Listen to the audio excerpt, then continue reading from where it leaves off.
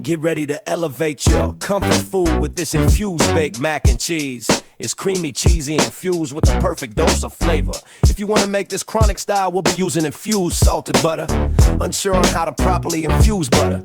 Check out our previous video for a step-by-step guide. In a large saucepan, melt 3 tablespoons of infused butter over medium heat. Once melted, add your spice blend. Smoke, paprika, salt, and pepper. Stir it all up and get those flavors mixed just right. Next, whisk and flour to create a smooth roux. Cook it for 1 to 2 minutes to eliminate the raw flour taste. Slowly stir in evaporated milk and heavy cream, whisking constantly until the mixture is silky and thick. And now stir in a teaspoon of Dijon mustard and another sprinkle of your seasoning. Blend to enhance the flavor base before adding the cheese. Gradually add half of your shredded cheese, mozzarella, Colby Jack, and Sharp Cheddar. Stirring up everything until it melts into a rich and creamy sauce. Let's go ahead and cook your pasta in salted water until it's about al dente and drain and set aside. Start layering in the greased baking dish. Add half of the cooked pasta, pour half of the cheese sauce over it, and sprinkle with a layer of shredded cheese. Repeat with the remaining pasta and cheese sauce, and finish with the generous layer of shredded cheese on top.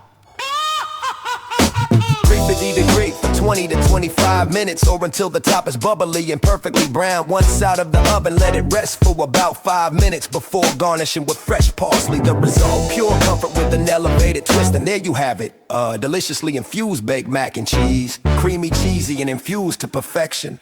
Enjoy responsibly.